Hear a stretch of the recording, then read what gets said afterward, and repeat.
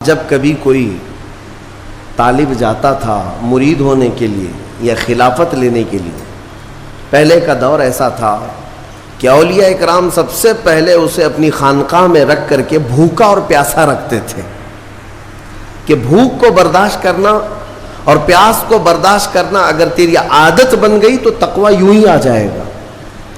سید آل رسول مارہروی رحمۃ اللہ تعالی علیہ، مارہرہ کے بڑے پائے کے بزرگ ہیں، اعلیٰ حضرت کے پیر مرشد، ان کے پاس ایک صاحب آئے، ایک مولانا صاحب آئے خلافت لینے کے لیے۔ شام کے وقت تو پہنچے، سیدھے آتے ہی کہا کہ حضور آپ اپنی خلافت وغیرہ مجھے دے دیجئے۔ تو اس وقت ایسے بالکل بٹ نہیں رہی ہوتی تھی۔ آپ نے کہا آپ آج تو آئے ہیں، مہمان ہیں ہمارے ہاں، رک جائیے خانقاہ میں، کل کو بات کریں گے، رات ہو چکی۔ اور حضرت نے اپنے خادم سے کہا مولانا کی اچھی خاطر تواضع کرو۔ رات کو ان کو ایک کمرے میں رکایا گیا اور ان کو خوب مچھلی کھلائی گئی۔ حضرت کا حکم تھا کہ انہیں مچھلی پیٹ بھر کر کے کھلائیں لیکن پانی مت دینا، اور ایک خاص قسم کی وہاں پر مچھلی ملتی ہے اتر پردیش میں، وہ مچھلی کھلائی گئی۔ جب پیٹ بھر کر کے مولانا صاحب نے مچھلی کھائی تو خادم صاحب نے باہر سے دروازہ بند کر لیا، کمرے میں انہیں اندر چھوڑ کر باہر چلے گئے۔ وہ اندر سے پکارتے رہے پانی تو دے دیجئے، کھانا کھا لیا پانی تو دے دیجئے، کوئی سننے والا ہی نہیں تھا۔ وہ پانی کرتے کرتے کرتے اندر سے چیختے رہے، چلاتے رہے، اور پھر جو ہے ان کی آنکھیں بڑی ہو گئی تھیں پیاس کی شدت کی وجہ سے۔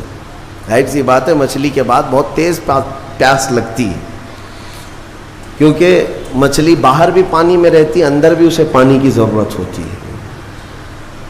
تو وہ چیختے رہے یہاں تک کہ اب برا بھلا کہنا بھی شروع کر دیا، میں نے ان کی بڑی تعریف سنی تھی لیکن مہمانوں کے ساتھ ایسی بدتمیزی، ایسا سلوک۔ رات بھر وہ تڑپتے رہ گئے، صبح کو جو ہے نڈھال پڑے تھے زمین پر، فجر سے پہلے دروازہ کھولا گیا، انہوں نے آؤ دیکھا نہ تاؤ، خادم کا جبہ پکڑ کر کھینچا اور لڑنے پر آ گئے ہیں، تماچے لگائے۔ کہا کہ یہ کوئی شرافت ہے، یہ کوئی تہذیب ہے، اس طرح سے کھانا کھلا کر مہمان کو بغیر پانی کے بند کر کے چلے جاتے ہو؟ تو حضرت اس وقت آ گئے، حضور آل رسول رحمۃ اللہ تعالی علیہ قریب آئے، پوچھا کیا بات ہے؟ کہا آپ نے ایسا ایسا ہمارے ساتھ سلوک کیا۔ کہا اب آپ کو پانی دے دیا جائے گا لیکن اب خلافت نہیں دی جائے گی، اس لیے کہ پانی کی پیاس برداشت نہ کر سکے اسے تقوی نہیں، اور تقوی نہیں تو خلافت کس بات کی؟ تقوی کئی چیزوں سے رک جانے کا نام ہے۔ حضرت عمر فاروق رضی اللہ تعالیٰ عنہ سے پوچھا گیا تقوی کیا چیز ہے؟ تو آپ فرماتے ہیں کہ یوں سمجھو کہ ایک راستہ ہے جس میں دائیں جانب بھی کانٹے ہیں، بائیں جانب بھی کانٹے ہیں، سامنے تمہاری منزل ہے، دونوں راستوں سے کانٹوں سے اپنے جسم کو بلکہ اپنے کپڑوں کو بچا کر کے نکل جانا، یہی تقوی ہے۔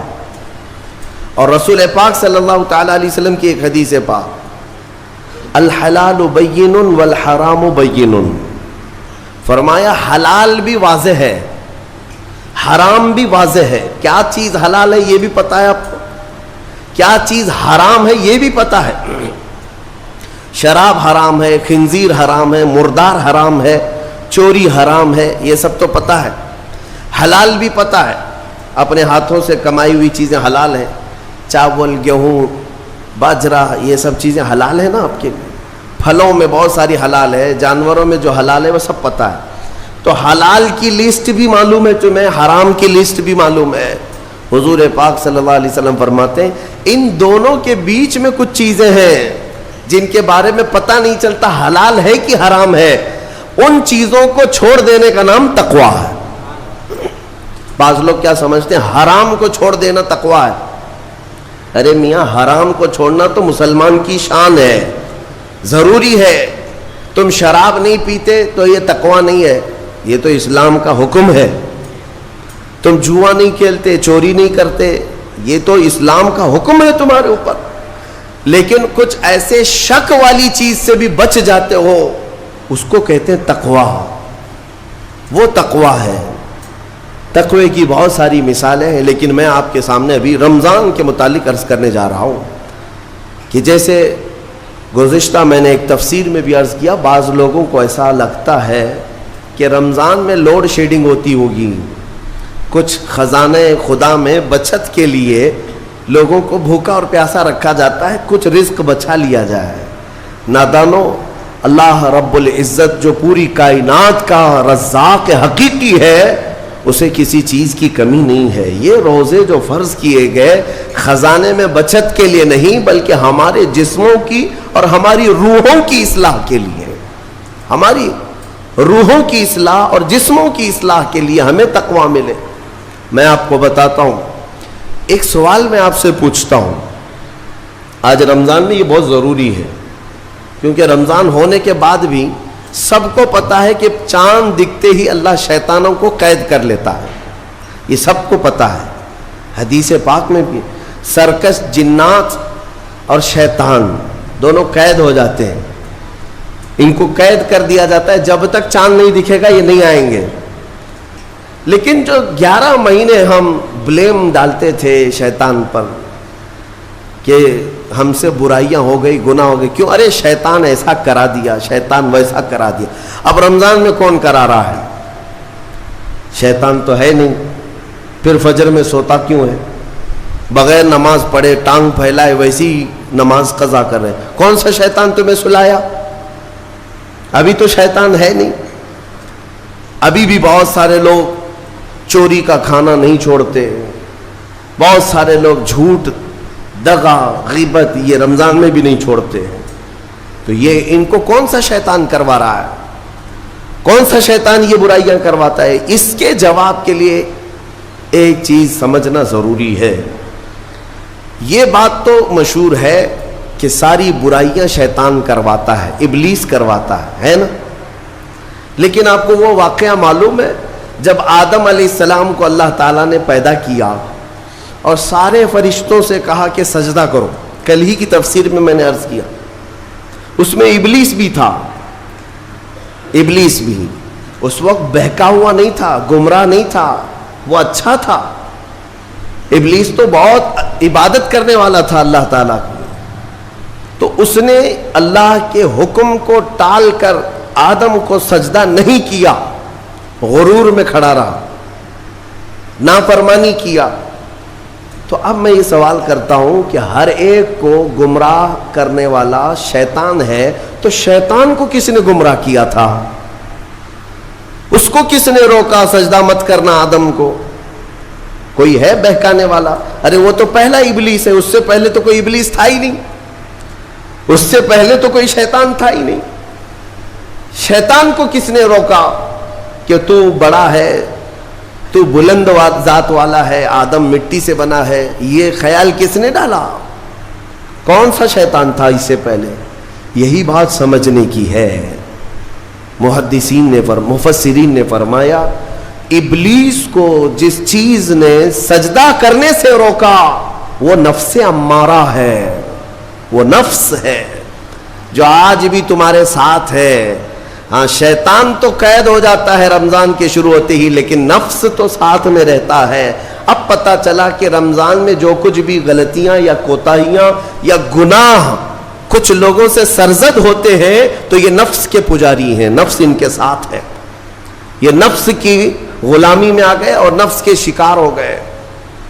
اسی لیے قرآن میں اللہ تعالیٰ نے اپنے رسول سے بھی یہ فرمایا اَرَأَيْتَ مَنِ اتَّخَذَ إِلَٰهَهُ هَوَاهُ أَفَأَنْتَ تَكُونُ عَلَيْهِ وَكِيلًا. اے رسول کیا آپ نہیں دیکھتے کچھ لوگ ایسے ہیں جنہوں نے اپنے نفسانی خواہشات کو اپنا خدا بنا لیا ہے، اپنی خواہشات کو اپنا خدا بنا لیا ہے.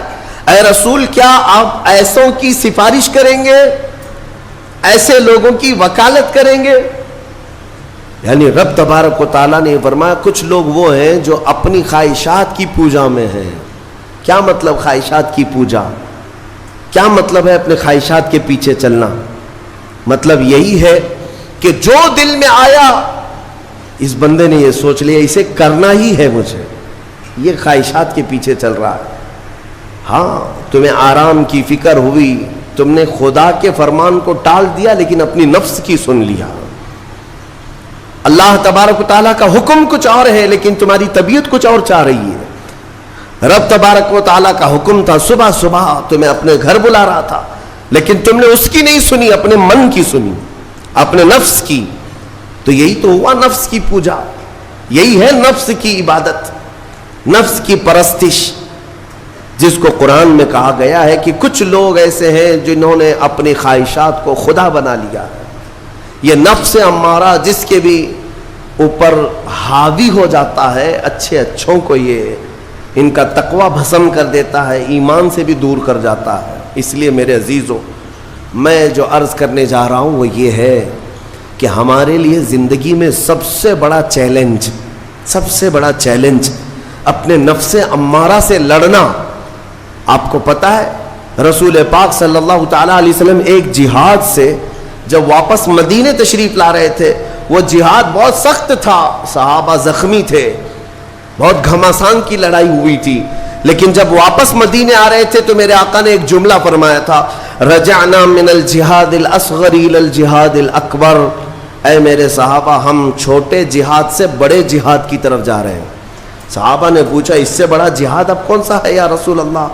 میرے آقا صلی اللہ علیہ وسلم فرماتے ہیں، اے میرے صحابہ، اپنے نفس سے لڑنا اب یہ بڑا جہاد ہے، نفس سے لڑنا بڑا جہاد ہے۔ میرے عزیزوں، یہ خواہشات کو ہی ختم کرنا ہو، اس نفس کو اگر کنٹرول میں لانا ہو تو کیا کرو گے؟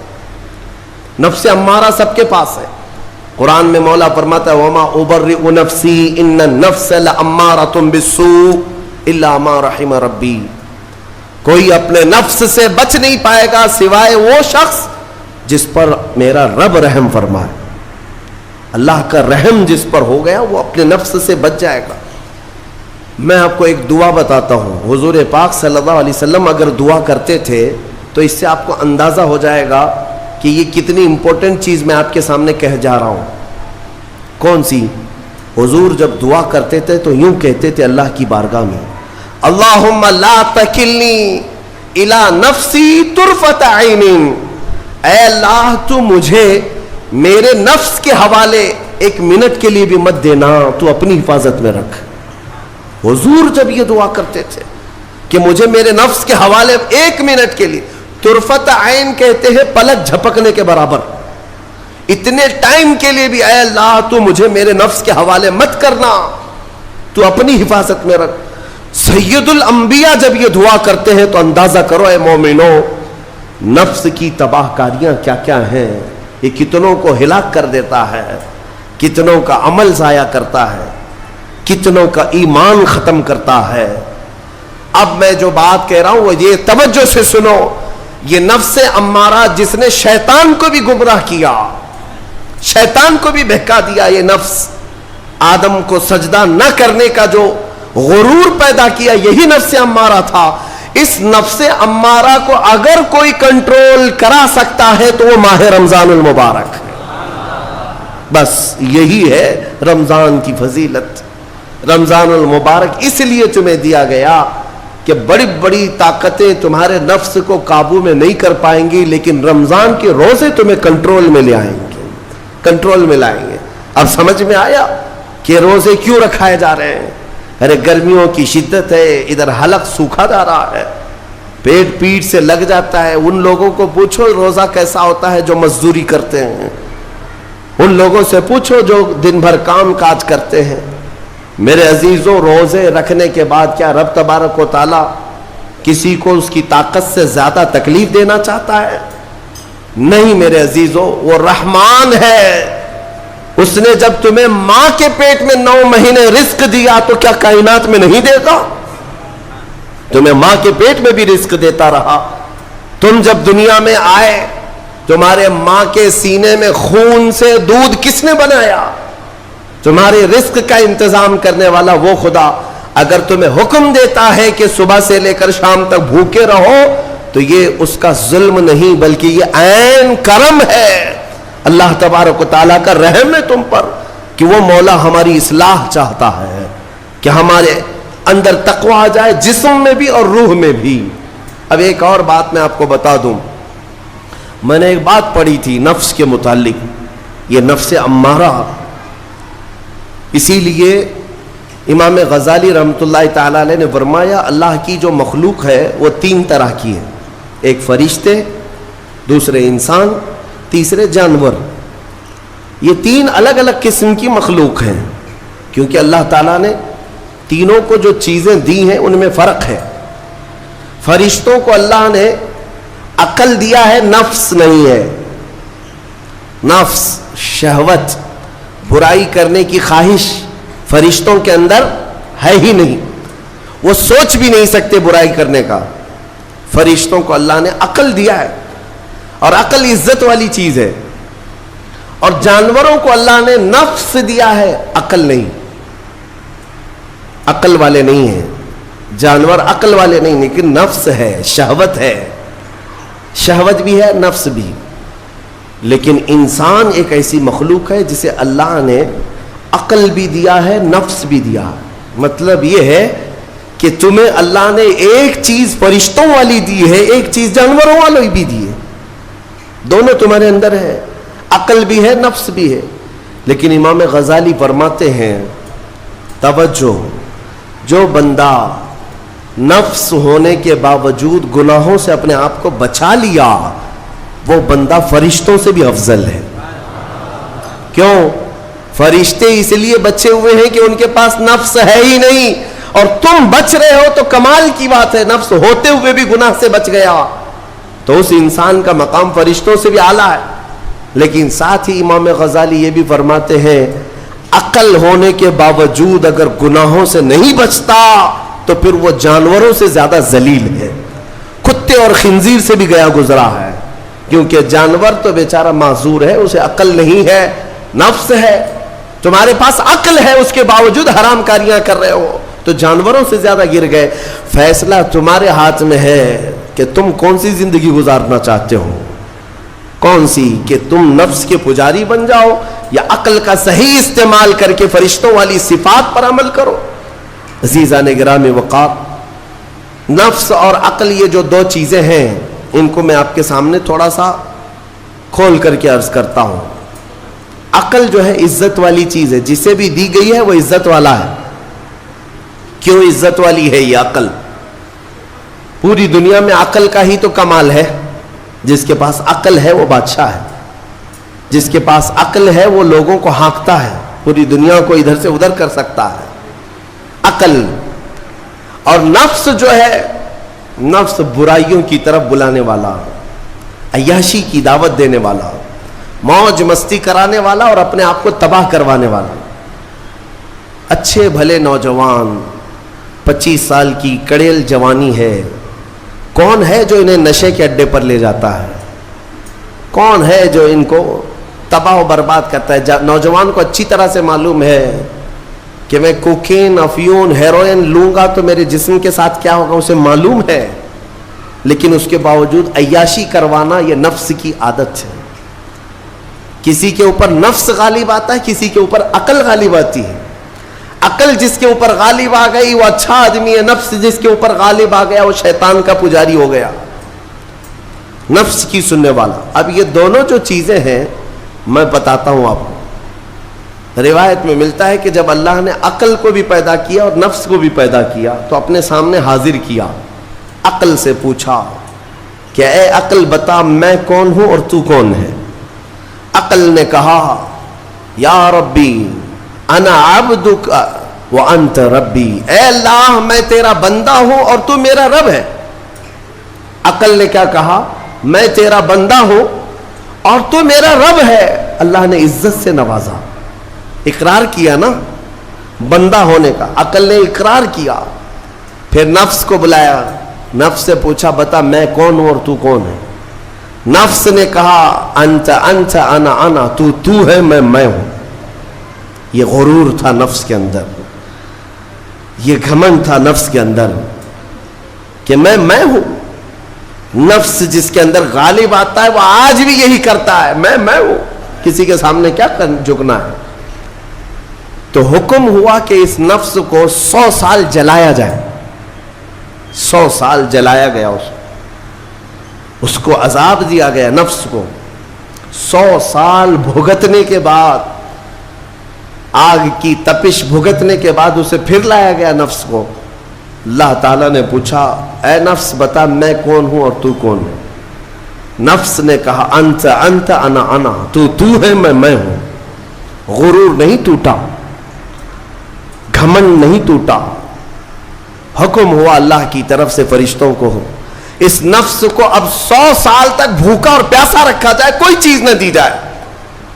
اسے سخت سزا دی گئی. بھوک اور پیاس کی نفس کو کوئی چیز نہیں دی گئی. 100 سال کے بعد پھر اس کو حاضر کیا گیا, پوچھا گیا بتا کون ہوں میں؟ نفس نے کہا اے اللہ تو میرا خدا ہے, میں تیرا بندہ ہوں. فرمایا بزرگوں نے کہ نفس کو اگر کوئی جھکا سکتا ہے تو وہ بھوک ہے, اسی لیے مولا نے رمضان کے روزے تم پر فرض فرمایا. نفس کو جھکا سکتے ہو, نفس کو کنٹرول میں لا سکتے ہو تو بھوک کے ذریعے سے. ہاں یہ بھوک اور پیاس یوں ہی نہیں دی گئی ہے. دنیا اگر سمجھتی ہو کہ مسلمانوں کو یہ بھوکا اور پیاسا رکھوایا جا رہا ہے تو انہیں کیا خبر ہے کہ روح کسے کہتے ہیں, نفس کسے کہتے ہیں. جو آلریڈی غلاظت میں پڑے ہوئے انہیں کیا سمجھ ہے. لیکن الحمدللہ ہمارا تصور ہے آخرت کا, ہمارے ہاں تصور ہے جنت کا, ہمارے ہاں تصور ہے جہنم کا, اللہ کی بارگاہ میں حساب کا. اس لیے ضروری یہ بن پڑتا ہے کہ ہم اپنی دنیا میں ہی اصلاح کریں. میرے عزیزوں, اس نفس کی جو تباہ کاریاں ہیں اس سے بچنا ہر نوجوان کے لیے ضروری ہے. تم روزوں کو ہلکے میں مت لو. اس سے پہلے بھی میں کہا کرتا تھا, آج پھر سے میں ریپیٹ آپ کے سامنے کہتا ہوں, مسلمان کے لیے روزے جو فرض کیے گئے آپشنلی نہیں ہے میرے عزیز. یہ آپشنلی نہیں ہے, اختیاری نہیں ہے. جسے چاہے وہ رکھے, جسے چاہے وہ چھوڑے. ہاں ہمارے یہاں معاشرہ ایسے ہی ہے نا. ہاں صبح اٹھ کر کے لوگ پوچھتے رہتے روزہ ہے, روزہ ہے. کیوں پوچھ رہے ہو روزہ ہے؟ مسلمان ہے تو روزہ فرض ہے, روزہ فرض ہے. اگر میں آپ کو پوچھوں اچھا لگے گا؟ انسان ہو اچھا لگے گا, سامنے دکھ تو رہا ہے انسان ہے, پھر کیا پوچھنا ہے. مسلمان کے لیے روزہ ایسا ضروری ہے جیسے اس کے لیے انسان ہونا ضروری ہے.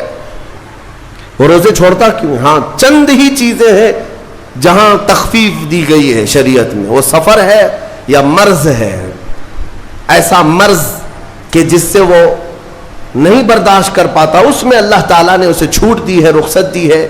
یا حاملہ عورت ہے, یا دودھ پلانے والی عورت ہے, یا پھر اب بہت سارے لوگ ایسے ہیں جو ہٹے کٹے ہیں, تندرست ہیں, توانا ہیں, روزے چھوڑے ہوئے ہیں. میرے عزیز, سب ہونے کے بعد اگر روزہ چھوڑنے کی کسی کو رخصت ہے نا, تو صرف ان عورتوں کو جن کی ماہواری آتی ہے مہینے میں یا بچے کے بعد, حیض و نفاس والی عورتوں کے لیے روزہ نہیں ہے. تو میں ان لوگوں سے پوچھتا ہوں کیا تمہاری بھی ایسی کیفیت ہے جو تم روزہ چھوڑے گھوم رہے ہو؟ ناپاک ہو, ناپاکی آئی ہے؟ نہیں ہے تو پھر کیوں روزہ چھوڑتے ہو؟ ایک روزے کو چھوڑنے کی سزا حدیث میں بتائی گئی 900 سال دوزخ میں رکھا جائے گا. 900 سال. اب کیلکولیٹ کرو, اگر تمہاری زندگی کے روزے قضا ہیں تو کتنے 100 سال جائیں گے. اسی لیے میرے عزیزو, جب تک طاقت ہے روزے فی الحال کے رکھو ہی رکھو. اگر پیچھے کے چھوٹے ہیں تو اسے بھی پہلے کمپلیٹ کر لو, ورنہ قیامت کے دن کی سزائیں نہیں برداشت کر پاؤ گے, بھگت نہیں پاؤ گے. یہ ہم جو بار بار کہتے ہیں آپ کے روزہ رکھنے سے میرا کیا ہے, ہم تنبیہ صرف اس لیے کرتے ہیں کہ قیامت کے دن اللہ تعالیٰ کے عذاب میں گرفتار نہ ہو جاؤ, عذاب میں گرفتار نہ ہو جاؤ. اور ہمارے بزرگوں نے ہمیں تعلیم دی ہے کہ اللہ تعالیٰ جب 11 مہینے کھلاتا پلاتا ہے اور وہی مولا 1 مہینہ اگر حکم دے تو یہ کس قدر بندے کی ناانصافی ہے کہ اپنے مولا کے حکم کو پیٹ پیچھے ڈالتا ہے اور پھر کھاتا پیتا رہتا ہے. کیا اسے اپنے رحمان کی رضا کی اتنی بھی فکر نہیں ہے کہ یہ میرے مولا کی رضا ہے روزہ؟ اسی لیے تو اس مولا نے فرمایا روزہ میرے لیے ہے اور اس کی جزا کچھ نہیں, میں خود بندے کا ہو جاؤں گا. الصوم لی وانا اجزا بہ, اور ایک حدیث میں عجزی بھی پڑھا گیا، یعنی روزہ میرے لیے ہے اور میں ہی اس کی جزا ہوں، میں ہی اس کی جزا ہوں۔ مطلب یہ ہے کہ دوسرے اعمال کی جزا میں جنت ہے، محلات ہے، الگ الگ ثواب ہے، لیکن روزے کے متعلق مولا نے فرمایا میں خود ہی اس کی جزا ہوں۔ تجھ سے تجھی کو مانگ کر مانگ لی ساری کائنات، جس کا خدا ہو گیا اس کی ساری کائنات۔ میرے عزیزوں، اللہ تبارک و تعالیٰ اگر کسی بندے کا ہے تو پھر اس کے کیا کہنے۔ اچھا، ایک اور اس میں حکمت یہ ہے، روزہ جو رکھا جاتا ہے یہ بندے اور اللہ کے بیچ کا راز ہے، دوسرے کسی کو پتہ نہیں۔ میرا روزہ آپ کو نہیں معلوم، آپ کا روزہ مجھے نہیں معلوم۔ چہرہ دیکھ کر کے کچھ بھی کہا جا سکتا ہے، ہاں چہرہ دیکھ کر کسی کا روزہ پتہ چلے گا۔ آپ کل سحری کر کے نیت کر کے روزے سے آئے ہیں، کسی کی پیشانی پہ تو لکھا نہیں ہے کہ یہ روزے دار ہے، آپ نے کہا آپ نے مان لیا، لیکن حقیقت کیا ہے یہ تم جانو گے، اللہ ہی جانے گا۔ بہت سارے تمہارے پاس موقع ایسے آتے ہیں جب ایک ایک گھونٹ نگل سکتے ہو، وضو کے بیچ میں، غسل کے بیچ میں، جب کوئی نہ دیکھ رہا ہو تب چٹکیاں لے کر اندر ڈال سکتے ہو، کوئی نہ دیکھ رہا ہو۔ لیکن بندے اور مولا کے درمیان کا ایک راز ہے روزہ۔ اسی وجہ سے ایک حدیث میں ملتا ہے قیامت کے دن جب ایمان والوں کو جمع کیا جائے گا اور جن کی بخشش ہو جائے گی تو ان میں ایک جماعت ایسی ہوگی جو جنت کی طرف اڑتے ہوئے جا رہے ہوں گے اور جنت میں پہنچ جائیں گے، کسی کو نظر نہیں آئیں گے، بہت تیزی سے وہ جنت پہنچ چکے ہوں گے۔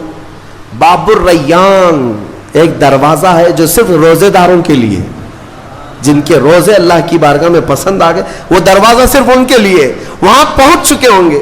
بہت سارے اہل اللہ، بڑے بڑے مقامات والے وہاں موجود ہوں گے، پوچھیں گے تم کہاں سے آئے، کون سے راستے سے آئے؟ نہ وہاں نظر آئے نہ راستے میں نظر آئے، یہاں کیسے پہنچے؟ تو وہ کہیں گے کہ اللہ تبارک و تعالیٰ نے ہمیں روزوں کی وجہ سے یہ مقام دیا۔ رب تعالیٰ کی طرف سے ارشاد ہوتا ہے کہ ان بندوں نے دنیا میں جو روزہ رکھا تھا وہ سب سے چھپا ہوا تھا، کسی کو پتہ نہیں تھا روزہ ہے یا نہیں، اس لیے جب میں نے ان کے روزے قبول کیے تو سب سے چھپا کر انہیں جنت کی طرف بھیج دیا۔ وہاں پر بھی یہ جزا دی گئی۔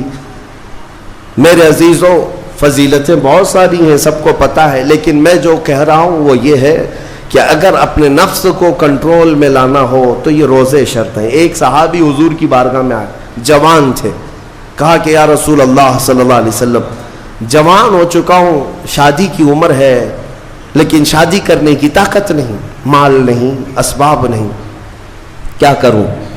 شادی نہ کرے تو گناہوں کی طرف چلے جائیں، خواہشات ہیں انسان کی۔ تو جانتے ہیں میرے آقا صلی اللہ تعالیٰ علیہ وسلم نے کیا فرمایا کہ اگر استطاعت ہے تو شادی کر لے ورنہ روزہ رکھ لے۔ شادی کے بدل ڈائریکٹ کون سی چیز؟ روزہ۔ فرمایا اس لیے کہ روزہ تمہاری شہوت کو ختم کرتا ہے، تمہارے اندر صبر قائم کرتا ہے۔ عزیزان گرامی، حدیث پاک کا یہ مفہوم میں آپ کے سامنے رکھ رہا ہوں۔ تربیت میں میرے آقا نے ان نوجوانوں سے کہا جن کی شہوت غالب ہے، جو گناہوں کی طرف زیادہ جا سکتے ہیں، ان کے لیے فرمایا گیا وہ روزہ رکھیں، کنٹرول میں رہیں گے۔ صرف رمضان کا ہی نہیں، سال میں اور بھی دنوں میں روزہ رکھو تاکہ تمہارا نفس قابو میں رہے، کنٹرول میں رہے۔ میں چند مہینے پہلے کچھ نوجوانوں کی کثرت کو دیکھ رہا تھا جو اپنے جسم کو شیڈول بنانے کے لیے، مینٹین کرنے کے لیے ڈائٹ پلان تیار کر رہے تھے۔ تو اس میں ایک بہت ہی بڑے ڈاکٹر ہیں جنہوں نے ڈائٹ پلان دیا، تو اس میں انہوں نے مینشن کیا کہ ہفتے میں ایک دن بھوکا رہنا چاہیے، صبح سے شام تک۔ وہ نان مسلم ہے۔ میں نے پوچھا تھا کہ یہ آپ کے ڈائٹ پلان میں کس لیے ہے؟ تو انہوں نے اس کی سائنٹیفک وجہ بتائی کہ ہفتے بھر میں ہم جو کچھ بھی کھاتے ہیں، کچھ ایسی چیزیں جمع ہو جاتی ہیں جن کو پگھلنے کا موقع ہی نہیں ملتا، ہم بار بار کھاتے رہتے ہیں، اس پر چیزیں جمع ہوتی رہتی ہیں۔ ایک دن ہفتے میں اگر اپنے پیٹ کو خالی چھوڑ دیا جائے تو فاسد مادے گل کر کے باہر نکل جائیں گے اور صحت ہمیشہ صحیح رہے گی۔ یہ دنیا کہہ رہی ہے۔ میرا مولا بغیر حکمت کے کوئی چیز تم پر فرض نہیں فرماتا۔ جس نے ہمارے جسموں کو بنایا، جس نے ہماری روح کو بنایا، وہی زیادہ بہتر جانتا ہے کہ ہمارے حق میں کیا چیز اچھی ہے۔ اس لیے اے میرے عزیزوں، اب ان نفس کے خلاف جو باتیں میں نے عرض کی ہیں، نوجوانوں، آج تمہارے لیے نہیں، پوری زندگی کا سب سے بڑا چیلنج ہے، سب سے بڑا چیلنج۔ جو اپنے نفس امارہ سے بچ گیا وہ صحیح سلامت دنیا سے چلا گیا، ورنہ موت کے وقت بستر پر روح نکلنے سے پہلے بھی نفس امارہ بہکاتا ہے۔ یہ شیطان کا قریبی دوست ہے، یہ دونوں کی سانٹھ گانٹھ ہے، نفس کی اور شیطان کی دوستی بہت گہری ہے، بہت گہری ہے۔ اسی لیے تو شیطان جاتا ہے تو نفس اس کا کام کرتا رہتا ہے، دونوں مل کر کے انسان کو تباہ و برباد کرتے ہیں۔ لیکن اس کے باوجود اگر آپ بچے ہیں تو یہ اللہ کا فضل ہے تم پر، اللہ کا فضل ہے۔ میں بنی اسرائیل کے ایک شخص کے متعلق پڑھا تھا، بڑا عبادت گزار شخص تھا۔ وہ اپنے صومعہ کہتے ہیں جس میں عبادت کرتے ہیں، بنی اسرائیل کا وہ عبادت گزار شخص قریب 80 سال تک عبادت کیا اور باہر نہیں نکلا۔ شہر میں سب سے زیادہ مقبول، ہر ایک اس کے پاس دعائیں کرانے کے لیے آتے تھے۔ اتفاق سے اس گاؤں میں ایک گھر کے 4 بھائی تھے، وہ تجارت پر جا رہے تھے، ان کی تنہا بہن تھی گھر پر۔ چاروں نے سوچا ہم تجارت پر جا رہے ہیں، اپنی بہن کہاں چھوڑیں؟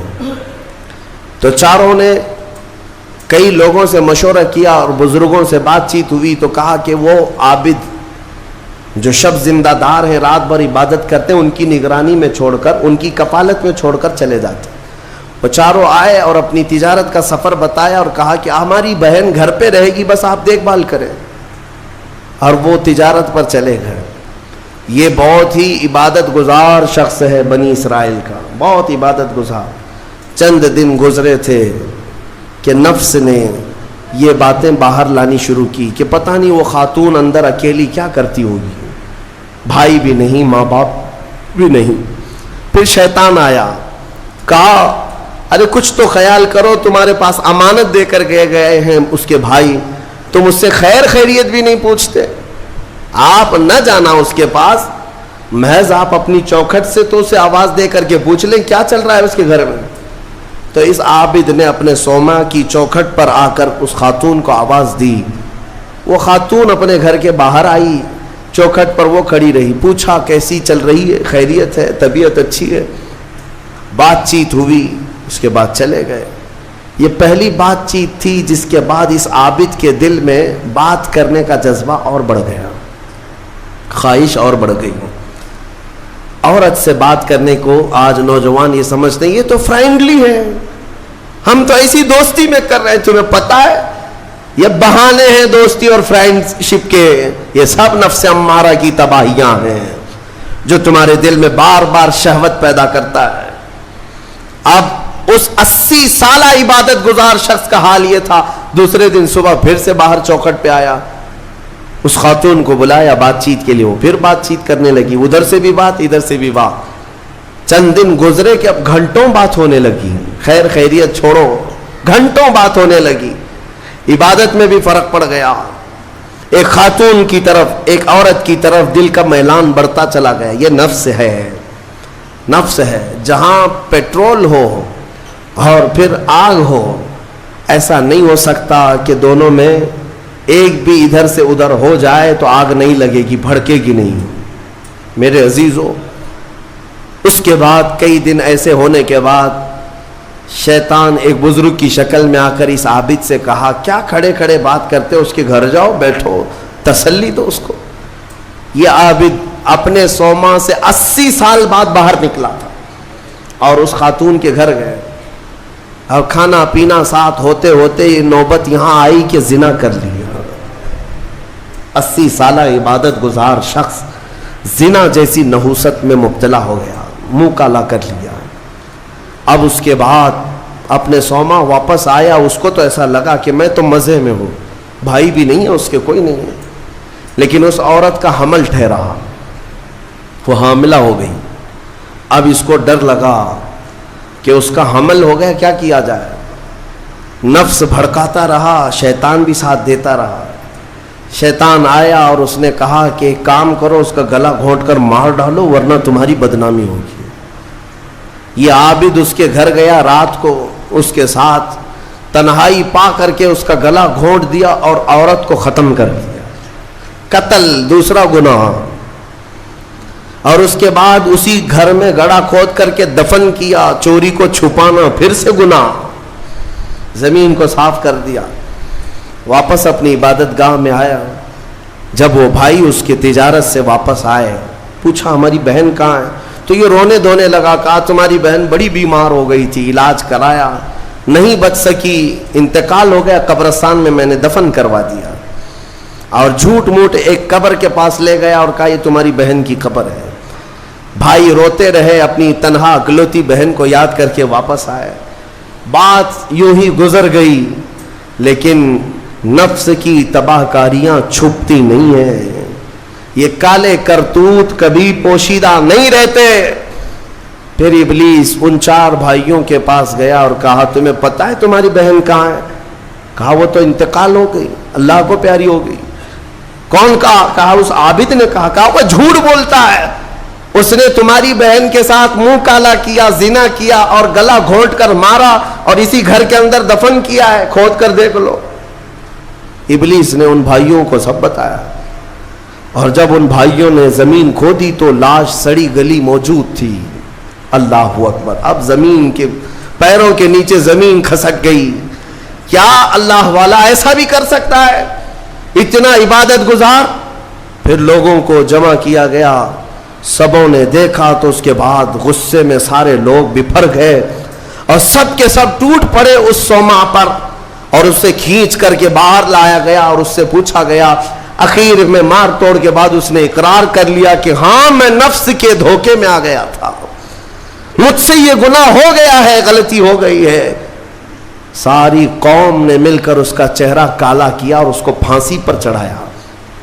جب پھانسی پر لٹکانا تھا، دنیا تماشا دیکھ رہی تھی، بچے تالیاں بجا رہے تھے، لوگ پتھر پھینک رہے تھے، لیکن اس وقت بھی سامنے شیطان آیا اور اس کا نفس بھی تھا، یہی نفس امارہ ہے۔ دونوں نے مل کر کے کہا کہ اے عابد اب بھی تیری حفاظت ہو سکتی ہے، بچ جائے گا تو، اس پوری بلا سے تجھے ہم نکال لیں گے۔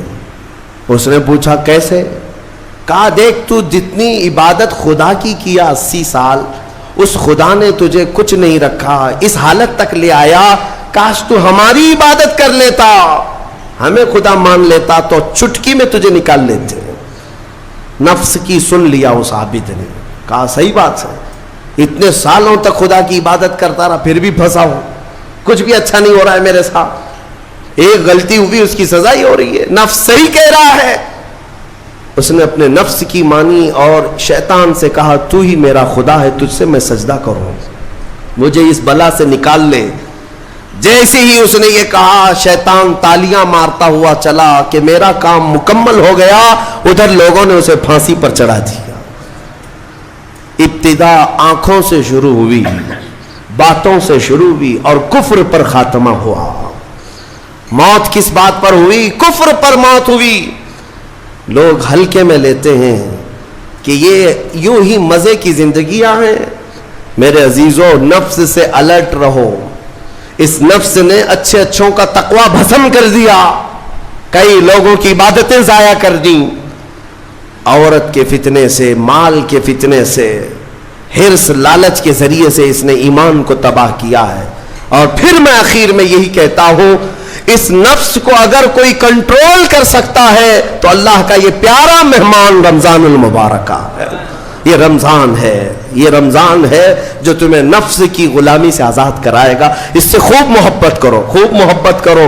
قیامت کے دن ایک شکل میں آئے گا، ایک شکل میں آئے گا، خوبصورت شکل میں آئے گا، خوبصورت شکل میں آئے گا۔ اور حدیث پاک میں ملتا ہے کچھ بندے وہ ہوں گے جن کی سفارش کے لیے رمضان آئے گا، رمضان آئے گا، اور اللہ تعالیٰ رمضان کی اور قرآن کی سفارش کو کبھی رد نہیں فرمائے گا۔ جس کی سفارش میں رمضان آ گیا اس کے لیے جنت میں جانا واجب ہو جائے گا. اور کچھ لوگ وہ ہوں گے جن کے خلاف رمضان کھڑا ہو جائے گا. رب تعالیٰ سے کہے گا مولا میں ہر سال اس کے گھر جاتا تھا, یہ مجھے کبھی قدر کی نگاہ سے نہیں دیکھتا, میری عزت نہیں کرتا, میرا احترام نہیں کرتا. رمضان کچھ لوگوں کی شکایت کرے گا. وہ بندہ کہتا ہے مولا میں اس کو پہچانتا ہی نہیں, یہ کون نیا آدمی ہے؟ مولا فرمائے گا یہ میرا مہمان رمضان ہے جو ہر سال تیرے گھر آتا تھا, تو بے قدری کرتا تھا, بے احترامی کرتا تھا, اور آج رمضان تیرے خلاف کھڑا ہو گیا, اس لیے تجھے جہنم میں جانے کا پروانہ دیا جاتا ہے. میرے عزیزو, رمضان کو اپنے خلاف سفارشی نہ بناؤ, رمضان کو اپنا حمایتی بناؤ, اس سے محبت کرو, اس رمضان کا قدر کرو, احترام کرو.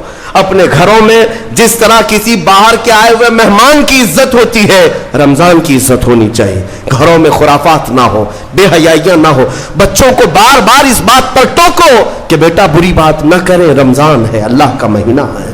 ہمارے بزرگ ہمیشہ یہی کہا کرتے تھے, کسی کو مارنے نہیں دیتے تھے کہ روزہ ہے, رمضان ہے, ہاتھ نہیں اٹھانا. گالی دیتے تو کہتے کہ بیٹا رمضان چل رہا ہے, گالی مت دے. یہ ہے رمضان کے احترام کے طریقے. آج یہ ہمارے معاشرے سے جا رہے ہیں. اس لیے میں کہتا ہوں ہر بات پر تاکید کرو اپنے بچوں کو کہ رمضان ہے, رمضان ہے, اور انشاءاللہ العزیز یہ رمضان ہماری سفارش کرے گا اور مولا اس کی سفارش پر ہمیں جنت عطا فرمائے گا. وآخر دعوانا الحمدللہ رب العالمین. رمضان المبارک کے ایک مہینے میں تقوی حاصل ہو سکتا ہے, پرہیزگاری مل سکتی ہے. یہ شہر طاعات ہے, شہر عبادات ہے. شہر کا مطلب مہینہ ہے عربی میں.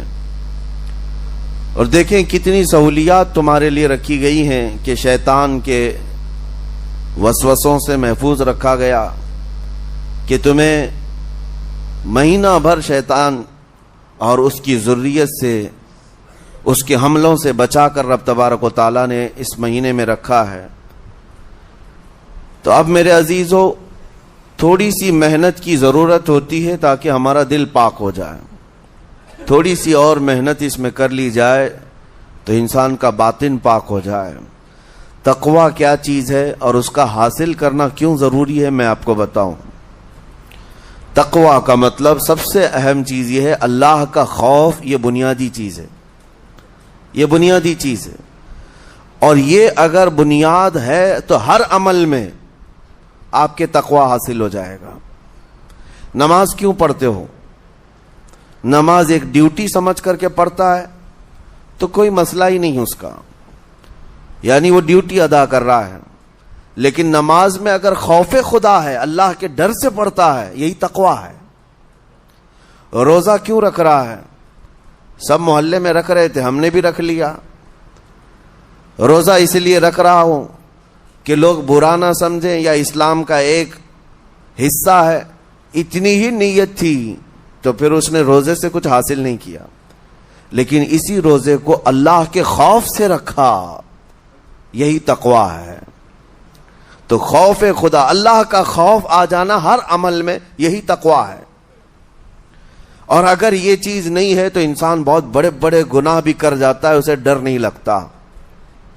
روزہ چھوڑ دیا, اسے کوئی خوف ہی نہیں ہے, بلکہ دھڑلے سے لوگوں کے سامنے کہتا بھی پھر رہا ہو کہ مجھے یہ سب چیزوں میں وشواس نہیں, یقین نہیں ہے. یہ باتیں اس زبان سے آتی ہیں جس کے ہاں اللہ کا خوف ہے ہی نہیں, اللہ کا ڈر نہیں. اسی لیے قرآن میں اللہ نے فرمایا لعلکم تتقون, تم پر روزے اللہ نے فرض کیے ہیں تاکہ تمہیں تقوی مل جائے, اللہ کا خوف. اور یہ کتنی اہم چیز ہے میں آپ کو بتاؤں, خوف خدا. خوف خدا کا مطلب کہ اللہ کا ڈر, اللہ کا خوف, یہ تمہاری پوری باڈی کو صحیح کرتا ہے, اندر سے بھی باہر سے بھی. خوف خدا, تم ہر قدم پر اگر یہ سوچتے ہو کہ میرا رب مجھے دیکھ رہا ہے. جیسے کہ آپ کو پتا ہے حدیث پاک میں حضور صلی اللہ تعالی علیہ وسلم سے پوچھا بھی گیا احسان کیا ہے, یعنی نیکی کس کو کہتے ہیں. حضور نے فرمایا تم نماز ایسی پڑھو یا عبادت ایسے کرو جیسے تم اللہ کو دیکھ رہے ہو. اور اگر یہ نہیں ہو سکتا تم سے تو اتنا احساس تو رہے کہ اللہ تمہیں دیکھ رہا ہے. تو ہر عمل میں تمہارے یہ سوچ آئے کہ مجھے میرا رب دیکھ رہا ہے, تمہارے قدم سنبھل جائیں گے. آج آپ مسجد میں بیٹھے ہیں، ادب سے بیٹھے ہیں، حالانکہ ایک آدھے گھنٹے کے بعد جسم کو پھیلنے کی حاجت ہونے لگتی ہے، تھوڑا پیر پھیلا لوں، پیٹھ کو ٹیک دے دوں، نہیں کرتے آپ، اس لیے کہ آپ کو احساس ہے کہ امام صاحب دیکھ رہے ہیں، مفتی صاحب دیکھ رہے ہیں، یا پھر مجمع میں لوگ دیکھ رہے ہیں. تو یہاں پر ہمارے دیکھنے کے احساس سے آپ کے پیر نہیں پھیلتے ہیں، آپ پھیل کے نہیں بیٹھتے. تو ہم میاں نہ سزا دینے والے نہ جزا دینے والے ہیں. یہی احساس اگر اللہ کے دیکھنے کا ہو جائے کہ میرا رب مجھے دیکھ رہا ہے، تو پھر آپ کو کسی نگرانی کی ضرورت نہیں، کہیں کسی سی سی ٹی وی کی ضرورت نہیں. اللہ کا خوف اگر بندے کے دل میں آ جائے، وہ ہر لمحے، ہر گھڑی، ہر علاقے میں محفوظ رہتا ہے، اپنے آپ کو محفوظ رکھتا ہے. میرے عزیزو، 4 سال کی عمر ہے امام اہل سنت فاضل بریلوی رحمۃ اللہ علیہ، امام محمد رضا خان رحمۃ اللہ علیہ، 4 سال کی عمر میں روزہ رکھ لیا. گرمیوں کی شدت تھی، گھرانہ علمی گھرانہ ہے، باپ بھی بڑے عالم دین، دادا بھی بڑے عالم دین ہیں. 4 سال کی عمر میں روزہ تو رکھ لیا، اور جب تھوڑی دوپہر ڈھل گئی، اچھوں کی حالت دھوپ کے دنوں میں خراب ہونے لگتی ہے. تو شام ہونے کو قریب تھی کہ ایک کمرے کے اندر دادا محترم نے پوتے کو بند کر دیا اور کچھ پھل فروٹ ساری چیزیں اندر رکھ کر کے دروازہ باہر سے بند کر لیا. کہا بیٹا کھا لینا، میں کسی کو بتاؤں گا نہیں، کسی کو نہیں بولوں گا. 4 سال کی عمر ہے، تمہارا روزہ بھی رہے گا، کھا کر کے تھوڑا پیٹ ہلکا کر لینا. تو یہ دروازہ بند کر کے دادا محترم چلے گئے. کافی دیر کے بعد دروازہ کھلا تو وہ پھل فروٹ ویسے کے ویسے ہیں، بچہ ویسے ہی بیٹھا ہوا ہے. امام احمد رضا رحمۃ اللہ تعالی علیہ، 4 سال کی عمر کی بات کر رہا ہوں. دادا نے آ کر پوچھا بیٹا کھائے نہیں؟ دروازہ بند کر لیا تھا. تو 4 سال کی عمر میں مولانا امام احمد رضا کہنے لگے کھا تو لیتا، لیکن ہر گھڑی میرا مولا تو دیکھ رہا ہے، جس کے لیے روزہ رکھا وہ تو دیکھ رہا ہے. یہ ہے تقویٰ، یہ ہے خوف خدا، کہ اگر یہ کسی کے دل میں بیٹھ جائے، اسے لوگوں کو دکھانے کی یا لوگوں کے اسے دیکھنے کی کوئی ضرورت ہی نہیں. میرے عزیزو، تقویٰ حاصل کرنے کا یہ اتنا بہترین راستہ ہے، اتنا بہترین راستہ ہے. آپ روزہ ہیں، کس کو پتا ہے؟ میں روزہ ہوں، کس کو پتا ہے؟ یہ راز ہے میرے اور اللہ کے درمیان. آپ روزہ ہیں، یہ راز ہے آپ کے اور اللہ کے درمیان. بہت سارے موقع آپ کے پاس ہیں دن بھر میں، فجر سے لے کر عصر تک. کئی مرتبہ وضو میں جانا پڑتا ہے، باضابطہ آپ کلی کر رہے ہیں، آدھا نگل جاتے، کس کو خبر ہے؟ یا کہیں چھپ کر کے کوئی ہلکی سی چیز چبا لیتے، کس کو خبر ہے؟ اس لیے کہ یہ اندرونی معاملہ ہے، راز ہے. آپ کھا رہے ہیں پی رہے ہیں یا نہیں کھا رہے ہیں نہیں پی رہے ہیں، یہ کوئی دوسرا نہیں کہہ سکتا. آپ کے اور آپ کے اللہ کے درمیان یہ راز ہے. اور آپ بچے ہوئے ہیں، حلق سوکھا ہے شام کے وقت میں، اور پیٹ بھی پیٹ سے لگنے آ جاتی ہے. کام کرنے والے جانتے ہیں کہ شام ہوتے ہی روزے کا اثر کس قدر ظاہر ہوتا ہے. کام کرنے والوں کو زیادہ اثر پڑتا ہے، اے سی میں سونے والوں کو روزہ کہاں پتہ چلتا ہے. لیکن اس وقت بھی وہ نہ پانی کا ایک قطرہ حلق میں ڈالنا چاہتا ہے، نہ کوئی چیز چھپ کر کے چبانا چاہتا ہے. مجھے بتاؤ میرے عزیزو، کیوں اپنے آپ پر یہ تکلیف اور اپنے آپ پر یہ زیادتی کر رہے ہو؟ آپ کو اندازہ ہوتا ہے یہ میں زیادتی نہیں کر رہا، نہ ہی اپنے آپ کو تکلیف میں ڈال رہا ہوں، یہ میرے رب کی رضا ہے، میں اسی پر قائم ہوں. اسی لیے فرمایا گیا کہ جب افطاری کا دسترخوان بچھتا ہے اور پہلے ہی آ کر کے لوگ بیٹھتے ہیں، اور یہ سنت بھی ہے، ایسے نہیں کہ بھاگتے بھاگتے آپ آئے، وقت ہوا کھجور لیے اور کھا گئے. افطاری کے وقت سے تھوڑی دیر پہلے بیٹھ جاؤ. تمہارے دسترخوان پر نعمتیں رکھی ہوئی ہیں، پھل بھی ہیں، میوہ جات بھی ہیں، کچھ کھانے پینے کی چیزیں بھی ہیں، ٹھنڈا شربت بھی ہے، دیکھتے ہوئے بیٹھے ہیں آپ، لیکن ہاتھ نہیں لگاتے ہیں. انتظار ہے وقت کا کہ ادھر سورج کے غروب ہونا ہے اور میری افطار ہونی ہے. اعلان سنتے ہیں, اذان سنتے ہیں, اس کے بعد آپ اٹھاتے ہیں, لیکن اتنی دیر تک آپ خاموش بیٹھے ہیں دسترخوان کے پاس, سارے لوگ دیکھتے رہتے. یہ وہ منظر ہے جس کو فرمایا گیا رب ذوالجلال بھی اپنے بندوں کو دیکھ رہا ہے, رب تبارک و تعالیٰ بھی دیکھ رہا ہے اپنے بندوں کو. اور سارے فرشتوں کو بلا کر میرا مولا اعلان فرماتا ہے, یہ میرے بندے ہیں, دیکھو یہ شام کا وقت ہے, ان کے حلق سوکھ چکے ہیں, ان کے پیٹ میں بھوک کی شدت ہے اور ان کے سامنے اچھی نعمتیں پڑی ہوئی ہیں. اے فرشتوں دیکھو, میرے ان بندوں میں سے کوئی بھی ان نعمتوں کو ہاتھ نہیں لگاتا, یہ صرف اور صرف میرے لیے بھوکے اور پیاسے ہیں. اور فرشتوں سے اللہ فرماتا ہے تم گواہ ہو جاؤ, ان کی حلق تر ہونے سے پہلے ان کے لیے میں نے جنت لکھ دیا. اسی لیے حدیث پاک میں ہے, جب افطار کرتے میرے آقا صلی اللہ علیہ وسلم یوں ارشاد فرماتے, ذهب الظمأ وابتلت العروق وثبت الاجر انشاءاللہ, پیاس بجھ گئی, رگیں ٹھنڈی ہو گئی اور اجر اللہ کے ہاں پکا ہو گیا. یہ حضور پاک ہر افطار میں عرض کرتے تھے. میں آپ کو یہ عرض کر رہا ہوں کہ یہ چھپی ہوئی چیز, اسی کا نام تقویٰ ہے. آپ صرف اور صرف بچے ہیں اللہ کے خوف سے. اب سنو حدیث پاک, قیامت کے دن حساب و کتاب ہوگا اور جنت میں جانے کا پروانہ کچھ لوگوں کو مل جائے گا اور سب جنت کی طرف جا رہے ہوں گے.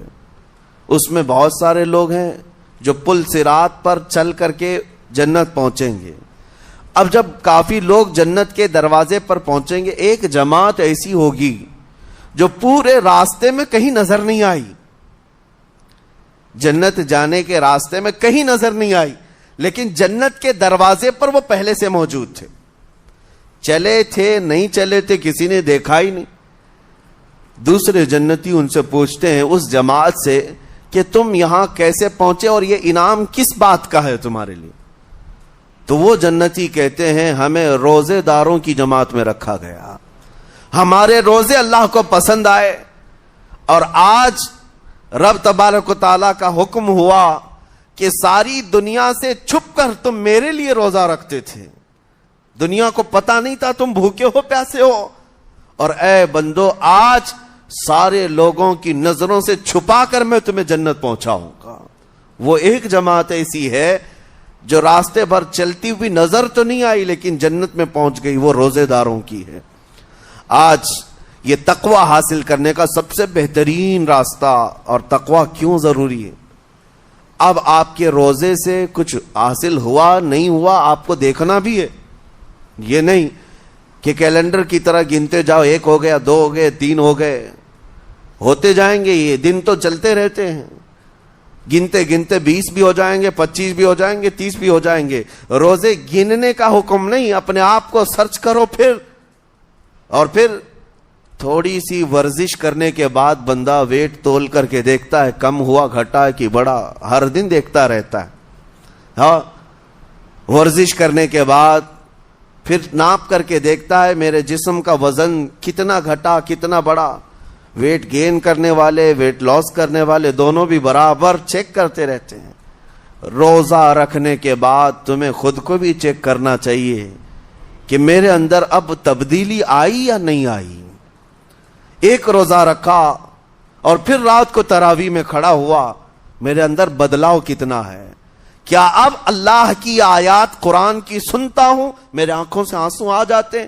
اگر آ گئے ہیں تو اس کا مطلب ہے کہ دل نرم ہو گیا, اس روزے نے اثر دکھانا شروع کیا, اور پھر ویسے کا ویسا ہے, تو اس کا مطلب ہے کہ آپ کے روزے سے آپ کو تقویٰ نہیں مل رہا ہے, آپ کو تقویٰ نہیں مل رہا. خوف خدا جب آتا ہے تو انسان کا دل موم ہو جاتا, نرم ہو جاتا ہے, اور اللہ کے عذابات سے, جہنم کے خوف سے, قبر کی سختیوں سے وہ رو پڑتا ہے, اس کی آنکھیں بہنے لگ جاتی ہیں. اور جب دل سخت ہوتا ہے پتھر کی طرح, تو اسے نہ اللہ کی آیتیں رلاتی ہیں نہ آخرت کا تصور اسے ہلاتا ہے. اسی لیے قیامت کے دن کے بارے میں آپ کو بتاؤں, نبی پاک صلی اللہ تعالی علیہ وسلم کی امت کی طرف جہنم کی آگ شعلے لپکاتے ہوئے بڑھتی آ رہی ہوگی بہت تیزی سے. قریب ہے کہ وہ جہنم کی آگ سب کو اپنے لپیٹ میں لے لے. وہاں کھڑے ہوئے بہت سارے لوگ اپنے اپنے اعمال کا صدقہ پیش کرنے لگے. حاجی اپنے حج پیش کر رہے ہیں, نمازی اپنے نماز, روزے دار اپنے روزے. کہ جہنم ہماری یہ نیکیوں کا صدقہ رک جا. جہنم کی آگ بڑھتی چلی آئی, بڑھ رہی تھی. جبرائیل امین علیہ الصلاۃ والتسلیم حاضر ہوتے ہیں بارگاہ مصطفیٰ صلی اللہ علیہ وسلم میں. ایک پانی کا پیالہ انہوں نے پیش کیا اور کہا, یا رسول اللہ صلی اللہ علیہ وسلم, یہ پانی آپ اس آگ پر چھڑک دیں. نبی پاک صلی اللہ تعالی علیہ وسلم نے وہ پانی اس آگ کی طرف پھینکا تو آگ دور چلی گئی. جو جہنم کی آگ اچانک بجھ گئی, کافی دور چلی گئی جو امت کی طرف لپک رہی تھی. رسول رحمت صلی اللہ تعالی علیہ وسلم نے پوچھا جبرائیل سے, یہ اتنا اثردار پانی ہے کون سا؟ یہ جبرائیل امین عرض کرتے ہیں, یا رسول اللہ, یہ آپ کے ان امتیوں کے آنسوؤں کا پانی ہے جو رات کھڑے ہو کر اپنے رب کے خوف سے رویا کرتے تھے. وہ اللہ کے خوف سے تھر تھراتے تھے, ڈر کر کے ان کے آنکھوں سے جو آنسو آتے. جبرائیل امین کہتے ہیں, میں نے وہ آنسو جمع کر رکھے تھے اور وہ آج میں نے آپ کے سامنے پیش کیا. ایک آنسو کا قطرہ جہنم کی آگ بجھانے کے لیے کافی ہے. موتی سمجھ کے شان کریمی نے چن لیے قطرے جو گرے تھے عرق انفعال کے. عزیزان گرام وقار, یہی وہ تقوی ہے, یہی وہ خوف خدا ہے جس کے متعلق اللہ قرآن میں فرماتا ہے لعلکم تتقون, تاکہ تمہیں تقوی مل جائے. اسی لیے روزے رکھے گئے ہیں, روزے فرض کیے گئے ہیں. تمہارا دل اگر سخت کا سخت ہی رہ گیا تو روزے اثر نہیں کر رہے ہیں, روزے اثر نہیں کر رہے. اور ظاہر سی بات ہے, کاموں میں برکت نیت سے ہوتی ہے. کسی بھی عمل میں برکت اچھی نیت سے ہوتی ہے. اگر کوئی روزہ اس لیے رکھ رہا ہے, جیسے بہت سارے فائدے گنائے جاتے ہیں نا, روزہ رکھنے سے کینسر نہیں ہوتا, روزہ رکھنے سے جسم کے فاسد مادے ختم ہو جاتے ہیں, نکل جاتے ہیں. ڈاکٹرز بھی مشورہ دیتے ہیں مہینے میں ایک مرتبہ, ہفتے میں ایک مرتبہ باڈی کو فری چھوڑنا چاہیے. تو یہ تو جسمانی فائدے تو رکھے گئے ہیں, لیکن اگر تم روزہ اس نیت سے رکھ رہے ہو کہ میری باڈی صحیح ہوتی رہے, تو گویا کہ تم تو اپنی دنیاوی غرض سے روزہ رکھ رہے تھے. یہ فائدے تو ملنا ہی ملنا ہے, یہ فائدے یوں بھی ملیں گے اللہ تعالیٰ کی طرف سے آپ کو, لیکن نیت وہ نہیں. روزہ رکھنے کی نیت یہ ہو کہ میرا رب مجھ سے راضی ہو جائے اور مجھے رب تبارک و تعالیٰ کا خوف اور تقوی حاصل ہو جائے. نیت میں برکت ہے, اور جن کاموں کو آپ اچھی نیت سے کریں گے اسی طرح ان کاموں میں اثر بھی پیدا ہوگا. روزہ رکھنے سے پہلے آج نیت یہی کریں کہ مولا تعالیٰ یہ روزہ میرے تمام برے اعمال کے لیے کفارہ ہو جائے, یہ ڈھال بن جائے. جانتے ہیں آپ, اپنے نفس امارہ کو روکنے کا سب سے بہترین آلہ بھوک ہے. بھوک, جتنا آدمی بھوک کے ذریعے سے اپنے نفس کو مار سکتا ہے دوسری کوئی چیز نہیں. آپ دیکھیں اس رمضان المبارک میں بہت ساری حلال چیزیں آپ کو حرام کر دی گئی ہیں. یعنی سحری سے لے کر افطاری تک. میں یہ نہیں کہہ رہا کہ شراب پینا حرام ہے, نشہ کرنا حرام ہے, وہ تو پوری زندگی بھر حرام ہے.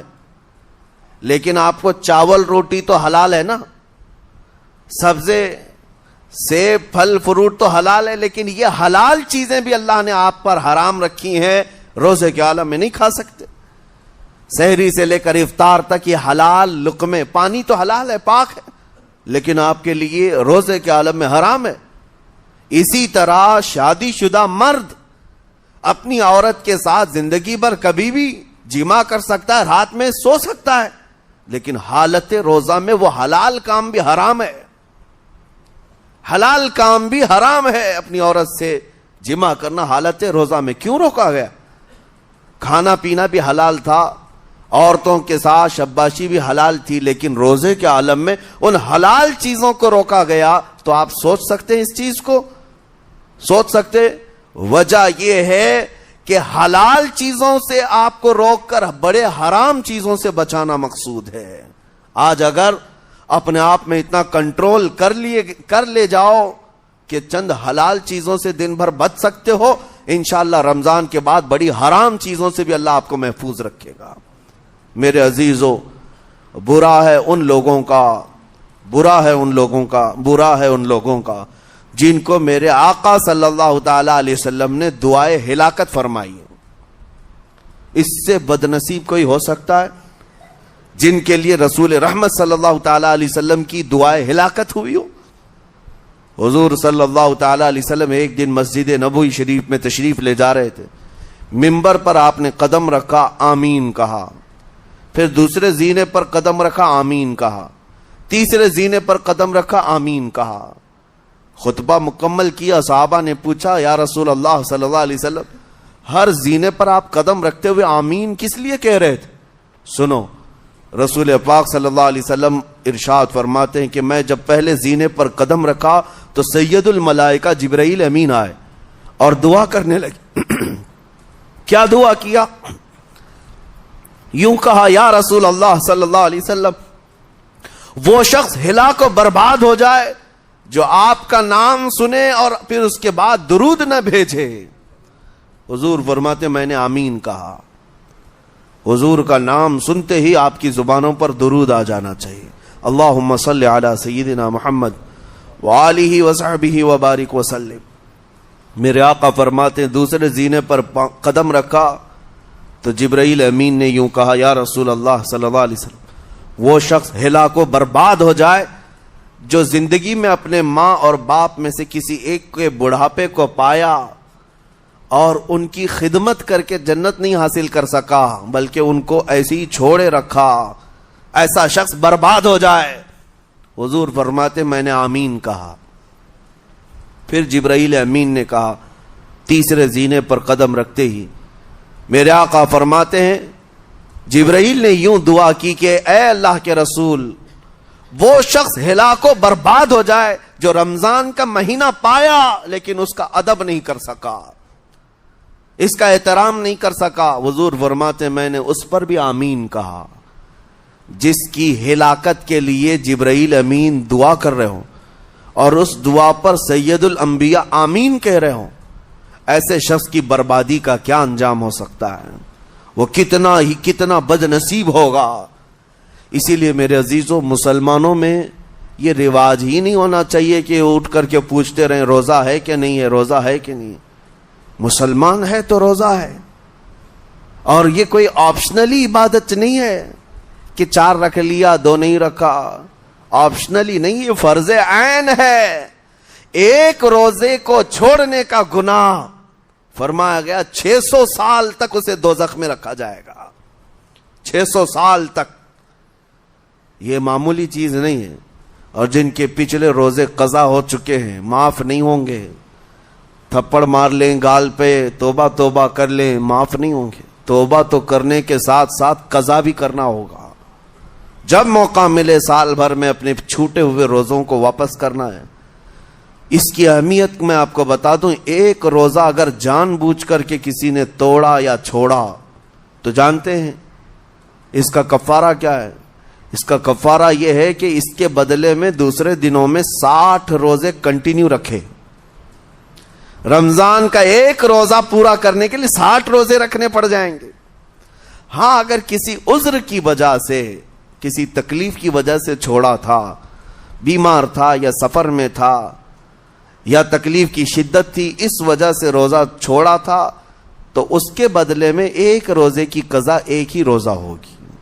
لیکن بغیر کسی عذر کے، شہوت کی وجہ سے، نفس پرستی کی وجہ سے توڑا تھا یا چھوڑا تھا تو پھر 60 روزے رکھنے پڑ جائیں گے. اس سے اندازہ ہوتا ہے کہ ایک روزے کی اہمیت کیا ہے رمضان کے. اسی لیے میرے عزیزو، یہ روزے آسان ہیں، روزے آسان ہیں. اس کو رکھ لو، اس کی جزا بہت بڑی ہے، اس کی جزا بہت بڑی. ویسے بھی آپ دوسرے دنوں میں لیٹ ناشتہ کرنے کے بھی عادی ہیں. ممبئی والوں کا تو حال یہ ہی ہے، 12 بجے کے بعد 1 بجے 2 بجے تو ان کے ناشتے ہوتے ہیں. دوپہر کا کھانا تو شام 5 بجے ہو رہا ہوتا ہے. بس وہ ناشتہ سکپ کرنا ہے، دوپہر کے کھانے جو آپ کے ہوتے ہیں اس سے اور تھوڑا ایکسٹینڈ کر لیں تو افطاری کا وقت آ جاتا ہے. کوئی بہت بڑی دقت کی بات نہیں, کوئی بہت بڑے بوجھ کی بات نہیں, آسان ہے. آج الحمدللہ ہمارے 5 سال 6 سال کے بچے روزہ رکھ لیتے ہیں, تو بڑوں کو تو اللہ نے جو طاقت عطا کی ہے, روزہ ہرگز ترک مت کرو. لیکن ساتھ میں آج یہ میسج ضرور دوں گا, نیت یہ کرو کہ مجھے تقوی مل جائے, مجھے پرہیزگاری مل جائے. اور یہ آپ کو خود چیک کرنا ہوگا. روزانہ رات کو نماز میں کھڑے ہو جاؤ تراویح کے, دیکھو کہ کتنی تبدیلی آ رہی ہے. آج میں نے روزہ افطار کیا, میرے اندر بدلاؤ آیا کہ نہیں آیا؟ اور اگر نہیں آ رہا ہے, کوئی تبدیلی نہیں آ رہی ہے, تو اس کا مطلب ہے آپ تقوی نہیں حاصل کر رہے, آپ تو روز مرہ کی روٹین پر چل رہے ہو. روٹین پر چلنے کا مطلب یہ روزہ نہیں ہے. روزہ تقوی دے کر جاتا ہے بندے کو, روزہ خوف خدا دے کر جاتا ہے بندے کو. اسی لیے میرے عزیزو, آج دیکھیں آپ بہت ساری برائیوں سے رمضان میں بچ جاتے ہیں, تھوڑی اور محنت کی ضرورت ہے. ہم نے دیکھا ہے بہت سارے گھروں میں, باقی عیاش گھروں کی مجھے کوئی وہ نہیں ہے, ان سے کوئی لینا دینا نہیں, لیکن نارمل مسلمانوں کے گھروں میں بھی ہوتا یہ ہے, عورتیں بچوں کو تلقین کرنا شروع کر دیتی ہیں, گانے بند کرو, ٹی وی بند رکھو, بہت ساری چیزیں بند رکھو کہ رمضان آیا ہوا ہے. اور رمضان میں اگر ٹی وی لگا بھی لیا تو کچھ اسلامک چیزیں دیکھنے لگ گئے. ماحول تم نے خود ہی بدلا ہے اپنے گھر میں, کچھ چیزوں کو آپ نے بدلا ہے اور کچھ چیزوں کا ادب آپ نے کرنا شروع کیا ہے. اسی کو اور تھوڑی سی محنت کے ساتھ بڑھا لیا جائے, قسم رب ذوالجلال کی ہر برائی رمضان میں ہی آپ سے ختم ہو جائے گی. جس کی کوئی چیز چھوڑنے پر نہیں چھوٹتی ہے وہ رمضان میں کر کے دیکھ لے. اللہ کی بارگاہ میں یاد کرے کہ مولا دن بھر میں تیری رضا کے لیے بچ رہا ہوں, مجھے میری باقی زندگی میں ان گناہوں سے بچا لے. وہ رحمان ہے, جب وہ تمہیں اس کے بدلے میں جنت دیتا ہے تو یہاں برائیاں کیوں نہیں چھڑواتا؟ یقیناً وہ برائیوں کو تم سے دور کرے گا. قرآن کا فرمان عالی شان لعلکم تتقون, اسی پر میں نے آپ کے سامنے بات رکھی ہے. روزے اس لیے فرض کیے گئے ہیں تاکہ تمہیں تقوی مل جائے, پرہیزگاری مل جائے. بعض لوگوں کو دیکھا گیا ہے رمضان المبارکہ میں بھی وہ اپنی بری حرکات سے باز نہیں آئے, ان کی روٹین ویسی ہی جاری رہی, نعوذ باللہ نظروں کی خطائیں بھی باقی رہیں. اور سب سے بری چیز یہ ہے کہ رمضان میں شیطان کی نیابت اگر کوئی کر رہا ہوتا ہے تو تمہارا یہ موبائل فون ہے. اکثر لوگ یہ سمجھتے ہیں کہ اس موبائل فون کو ہم استعمال کرتے ہیں تاکہ ٹائم پاس ہو جائے, روزہ کا وقت قریب آ جائے. اس ٹائم پاس کے چکر میں تم کیا کیا دیکھتے رہ جاتے اور کہاں تک یہ چیزیں پہنچاتی ہیں تمہیں اندازہ بھی نہیں ہوتا, احساس بھی نہیں ہوتا. تو تمہاری رہی صحیح عبادت کو بھی یہ ہضم کر جاتا ہے, کھا جاتا ہے. اس کے استعمال پر اگر کنٹرول ہے تو خوب استعمال کرو, لیکن کنٹرول نہیں ہے تو اے نوجوانوں اس کا بھی روزہ رکھو. اس انٹرنیٹ کی بلاؤں سے محفوظ ہو جاؤ, اس لیے کہ بہتوں کو میں نے دیکھا ہے ان کے دن بھر اور رات بھر رمضان میں سوشل نیٹ ورکس پر مصروفیت ویسی کی ویسی ہے جیسے دوسرے دنوں میں تھی. وہ رات بھر چیٹنگ میں بھی مصروف ہیں, ایک دوسرے کو ادھر ادھر بھیجنے میں بھی مصروف ہیں. ساری چیزیں جوں کی توں چل رہی ہیں, تو تمہارے موبائل نے تمہیں تقوی سے بہت دور رکھا ہے, تمہیں رب تعالیٰ کے قریب ہونے نہیں دیتا. اپنے آپ کو بدل لو. ظاہر سی بات ہے یہ سخت چیز ہے, اگر کوشش کرو گے تو بچ جاؤ گے. اور تقوی اتنی آسانی سے تو نہیں ملتا, اپنے آپ کو سٹرگل کرو, انشاءاللہ العزیز دل پاک ہو جائے گا. پھر آپ کو اپنی زندگی کے اندر جو اجالے نظر آئیں گے وہ خود آپ محسوس کریں گے, آپ محسوس کریں گے. گناہوں کے اندھیروں نے دل پر ایسی کالک رکھی ہے کہ آپ کو کچھ بھی یہاں پر سمجھ میں نہیں آتا. ورنہ نمازوں کا لطف ایسا ہے, قرآن کا مزہ ایسا ہے, جسے یہ لگ جائے دنیا کی کوئی نعمت اس کے سامنے ہیچ نظر آتی ہے, کوئی چیز اسے اچھی نہیں لگتی. لیکن کب؟ جب اسے تقوی کا اجالا حاصل ہو جائے. میرے عزیزو, اللہ کریم کی بارگاہ میں دعا گو ہوں, مولا قدیر و جبار ہم سب کو تقوی و پرہیزگاری عطا فرمائے, اور ہم سب کے